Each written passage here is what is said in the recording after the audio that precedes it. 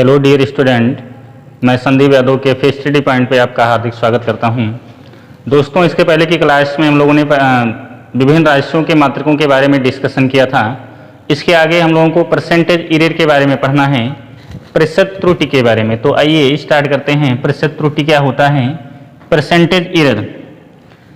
तो बेसिकली हम लोगों को इस क्लास में परसेंटेज एरर, प्रतिशत त्रुटि के बारे में पढ़ना है।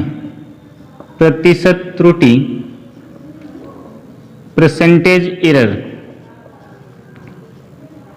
परसेंटेज एरर को स्टार्ट करने से पहले थोड़ा सा एरर के बारे में जानेंगे। त्रुटि क्या होता है एरर के बारे में। तो सबसे पहले त्रुटि देखते हैं क्या होता है, एरर क्या होता है। जब किसी राशि को हम मेजर करते हैं, मापते हैं, तो उसका एक वास्तविक मान मिलता है, एक एक्चुअल वैल्यू मिलती है। जैसे किसी वस्तु को आपने वजन किया और मान लीजिए कि उसका द्रव्यमान 1 किलोग्राम है या 1000 ग्राम है। वजन करने पे तो उस वस्तु का जो वास्तविक द्रव्यमान हुआ, वास्तविक मान कितना हो गया, 1000 ग्राम। अब इसको हम विभिन्न यंत्रों से मेजर करते हैं। इलेक्ट्रॉनिक्स वेट होता है, तराजू होता है। अगर अदर डिवाइस से, विभिन्न मापक यंत्रों से अगर इसको मेजर करते हैं, तो मेजर करने पर जो प्राप्त होता है उसे आप मापित या फिर इसी को मापित या प्रेक्षित मान कह सकते हो। और इसमें थोड़ा सा डिफरेंस आएगा, या तो 1000 से थोड़ा सा ज़्यादा या फिर थोड़ा सा कम। मान लीजिए कि किसी दूसरे सिस्टम से मेजर करने पे इसका जो मान आता है वो 1002 ग्राम आता है। अब इन दोनों का जो डिफरेंस होगा, 2 ग्राम ज़्यादा मिल रहा है या इससे थोड़ा कम भी मिल सकता है, तो जो दोनों का डिफरेंस होगा उसी को आप क्या कहोगे, यहाँ पे त्रुटि कहोगे। इसी को क्या कहोगे, तो यहाँ पे त्रुटि। आपको एरर कितना मिल गया, 2 ग्राम का एरर मिल गया। एरर को आप जनरली अगर इसे आप वास्तविक मान को A कह देते हो, प्रेक्षित मान को A1, तो जो आपका एरर होगा वो डेल्टा A से रिप्रेजेंट किया जाएगा। और इसका जो मान होगा वो A में से A और A1, मतलब वास्तविक मान और प्रेक्षित मान को घटाने से प्राप्त होगा। और इसमें बड़े वाले में से छोटे वाले को घटाया जाएगा, अर्थात आप इस चिन्ह का प्रयोग कर सकते हैं। यानी जो आपकी एरर होगी वो हमेशा धनात्मक वैल्यू प्राप्त होगी। बड़े वाले में से छोटे वाले को आपको घटाना है। यहाँ से आप डिफिनीशन दे सकते हैं एरर की, त्रुटि की। तो डिफिनीशन क्या हो जाएगी, किसी राशि के वास्तविक मान और प्रेक्षित मान का जो अंतर होता है। अगर आप त्रुटि को परिभाषित करना चाहें तो इसकी परिभाषा क्या लिखेंगे, किसी मापित राशि के वास्तविक मान, किसी मापित राशि के वास्तविक मान तथा प्रेक्षित मान। हमने बताया प्रेक्षित मान क्या होता है, जो आपको मेजर करने के बाद प्राप्त होता है वो आपका प्रेक्षित मान होता है। तो किसी मापित राशि के वास्तविक मान तथा प्रेक्षित मान का अंतर, प्रेक्षित मान का अंतर त्रुटि कहलाता है।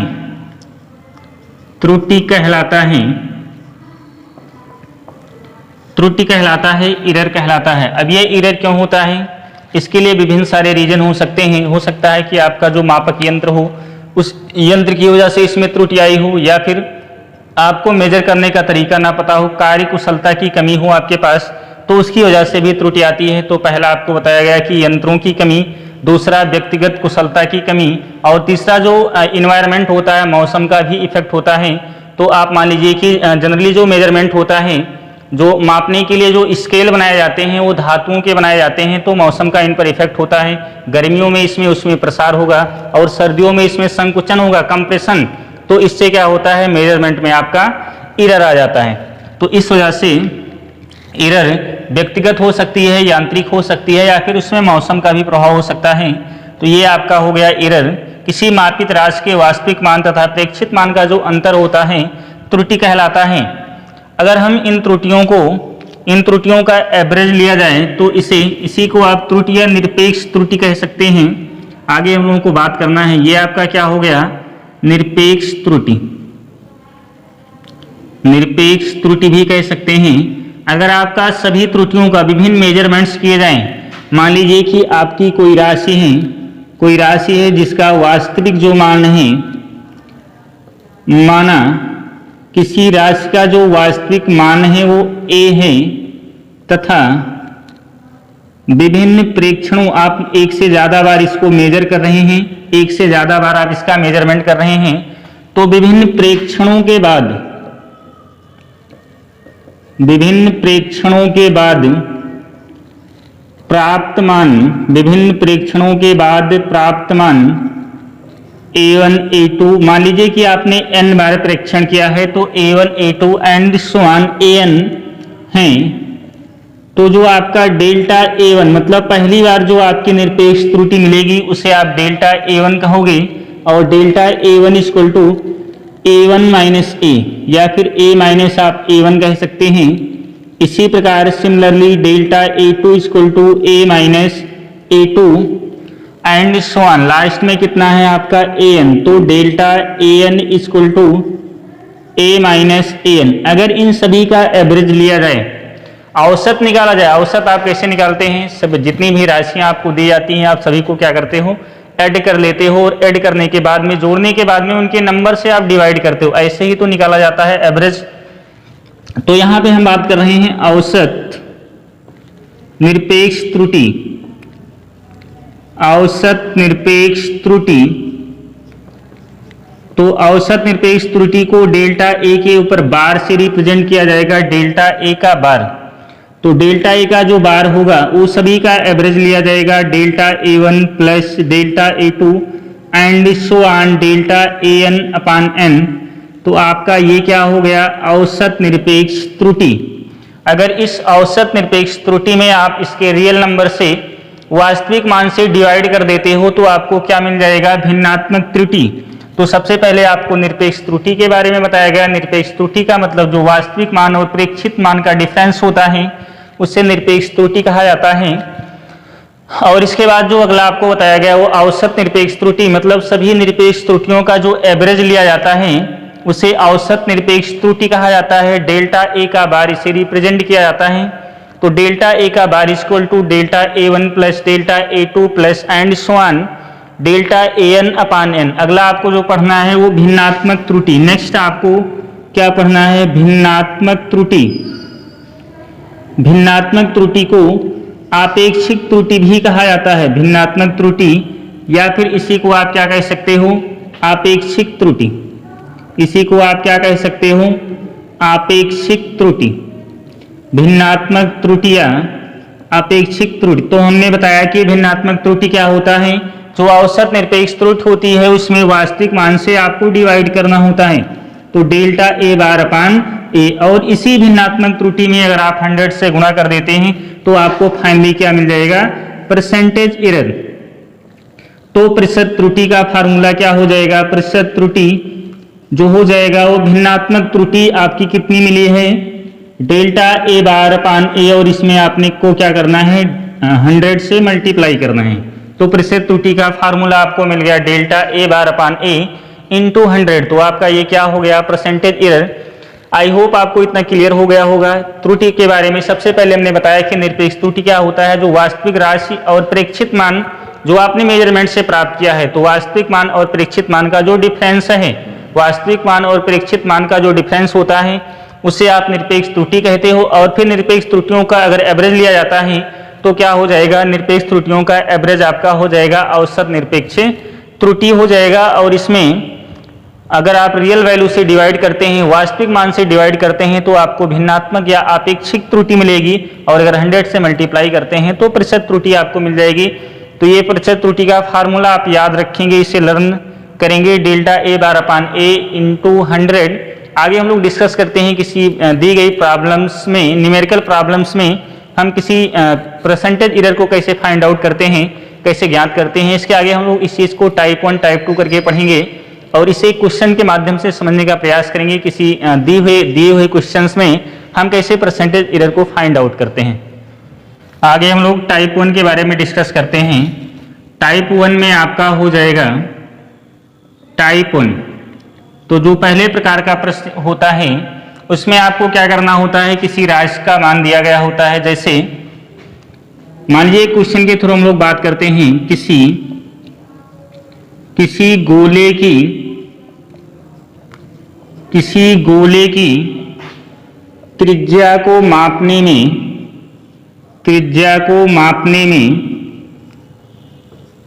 किसी गोले की त्रिज्या को मापने में 2% की त्रुटि होती है, 2% की त्रुटि होती है, 2% की त्रुटि होती है। आयतन को मापने में प्रतिशत त्रुटि ज्ञात करना है। किसी गोले की त्रिज्या को मापने में 2% की त्रुटि होती है। आयतन को मापने में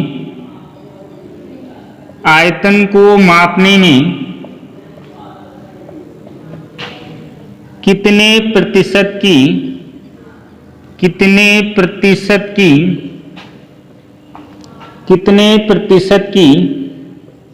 त्रुटि होगी, कितने प्रतिशत की त्रुटि होगी। ये आपका क्वेश्चन है कि रेडियस में दिया गया है और आयतन में आपको ज्ञात करना है। तो अगर हम लोग अब इसको सॉल्व कैसे करेंगे, इसको सॉल्व करने का तरीका क्या है, हम लोग मान लेते हैं कि जो गोला है, गोले की त्रिज्या को स्मॉल r से रिप्रेजेंट किया जाता है। माना गोले की त्रिज्या स्मॉल r मीन्स रेडियस, तो रेडियस हो गया आपका, गोले की त्रिज्या कितना हो गया r, रेडियस हो गया r। अब r में जो एरर है वो आपको गिवन है, तो r का मतलब हमने उसमें a लिया था और एरर को रिप्रेजेंट किया था डेल्टा a/a इंटू 100, तो इसमें a के स्थान पे r हो गया। तो इसकी जो त्रुटि होगी, त्रिज्या में त्रुटि को आप कैसे लिखोगे, त्रिज्या में जो प्रतिशत त्रुटि दिया गया है इसे आप कैसे लिखोगे, डेल्टा r/r इंटू 100, और इसका मान आपको दिया गया है 2%। आपको आयतन में ज्ञात करना है, तो आयतन में ज्ञात करने का मतलब डेल्टा v/v इंटू 100 का मान आपको ज्ञात करना है।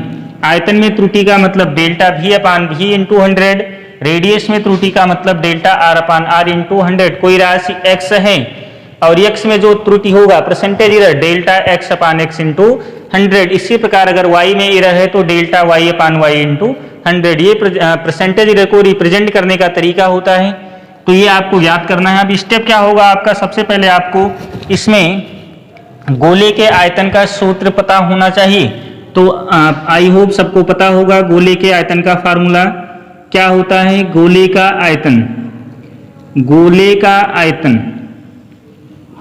का आयतन का सूत्र क्या हो जाएगा, v = 4/3 पाई r³। आपने सबसे पहले काम क्या किया कि जो आपको दिया गया था और जो आपको ज्ञात करना था, इनके मध्य का जो रिलेशन था उस फार्मूले को आपने लिखा। इसके बाद आप क्या करते हो, दोनों पक्षों का लाग ले लेते हो। दूसरा स्टेप जो आप सभी प्रश्नों में आपको क्या करना है, दोनों पक्षों का लाग लेने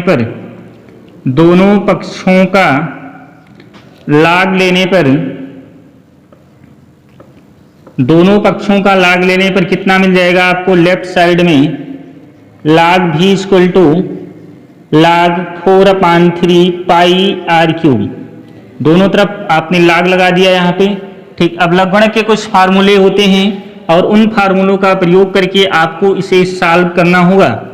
जैसे पहला जो फार्मूला होता है वो log m इंटू n का होता है, और log m इंटू n को आप क्या लिख सकते हो, log m लिखोगे और plus log n। log m into n का सूत्र होता है log m into n = log m plus log n। इसी प्रकार आप अपान का भी लिख सकते हो log m/n, तो प्लस के स्थान पे क्या हो जाएगा, माइनस हो जाएगा।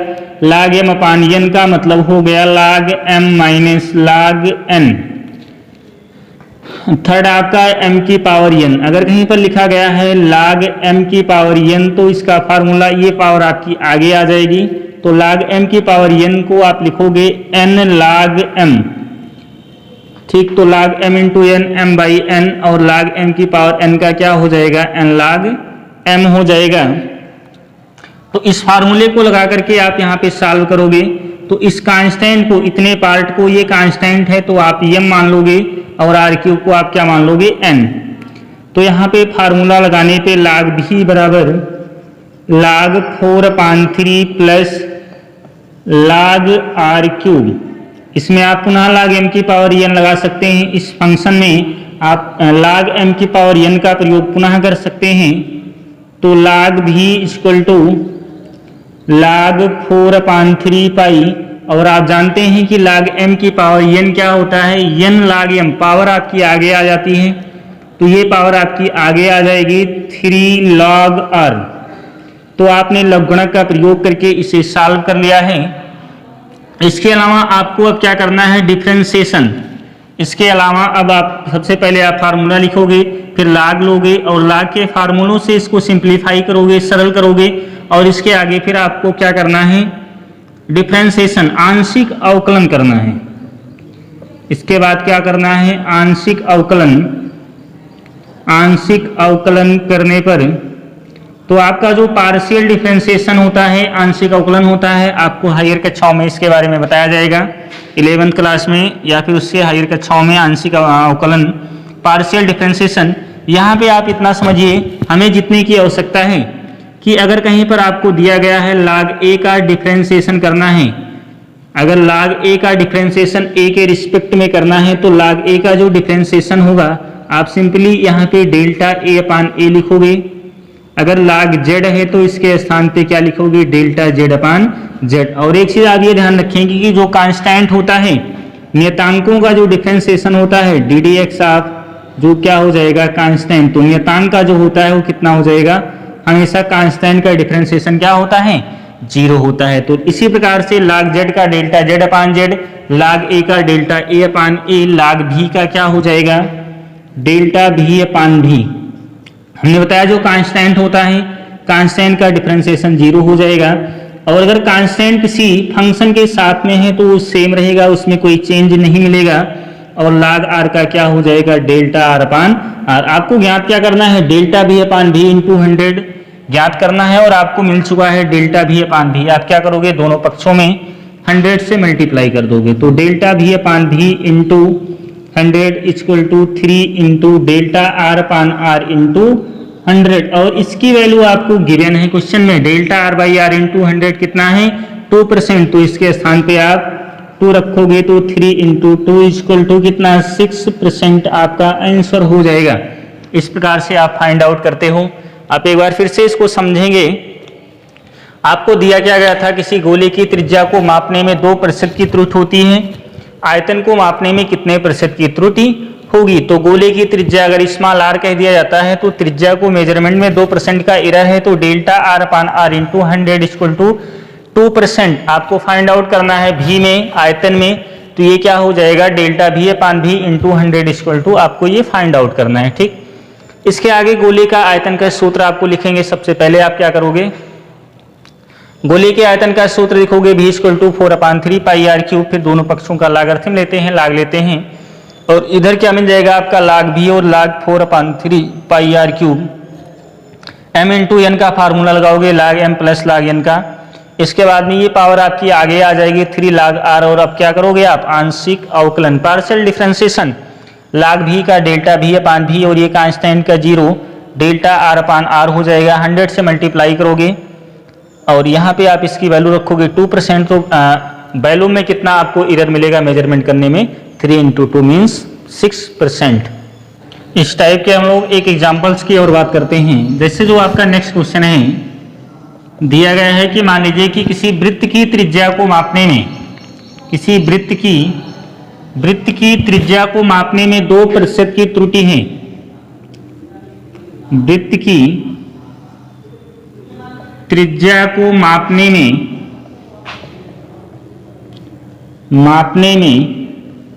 2% की त्रुटि है। वृत्त की त्रिज्या को मापने में 2% की त्रुटि है। क्षेत्रफल को मापने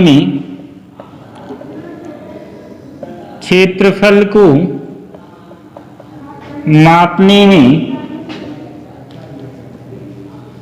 प्रतिशत त्रुटि,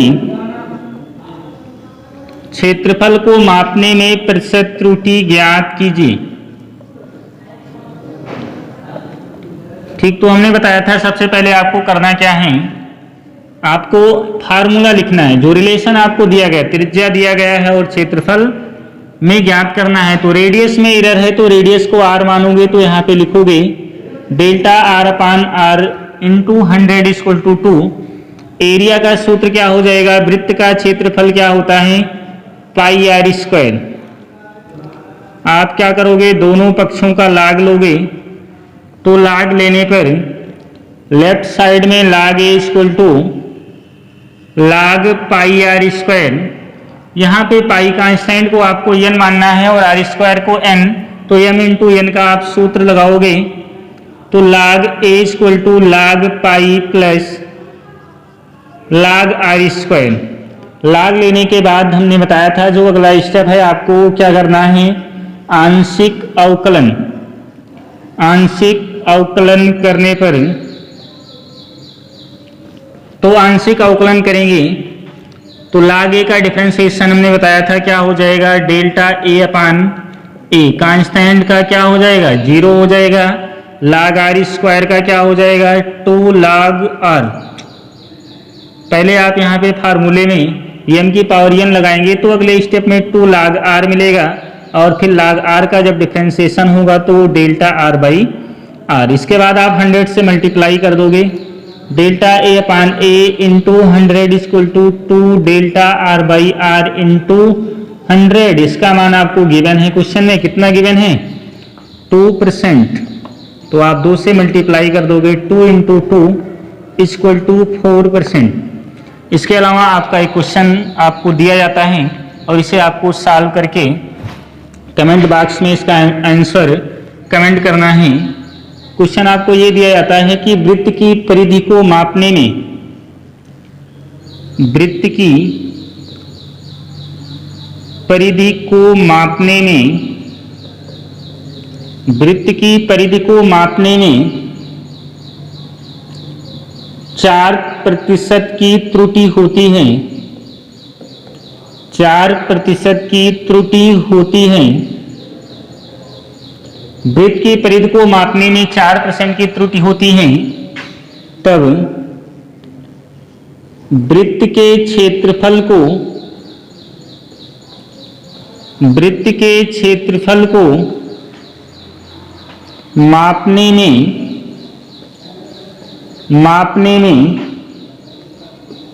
कितने प्रतिशत की त्रुटि होगी, वृत्त के क्षेत्रफल को मापने में कितने प्रतिशत की, कितने प्रतिशत की, कितने प्रतिशत की त्रुटि होगी। तो इसका आंसर आपको कमेंट्स बॉक्स में कमेंट करना है। आगे कल की क्लास में हम इसके आंसर के बारे में और सॉल्यूशन के बारे में डिस्कस करेंगे। तो देखते हैं पहले कौन इसका आंसर देता है और इसी के साथ हम लोग शेष आगे की क्लास में कंटिन्यू करेंगे। Thank you.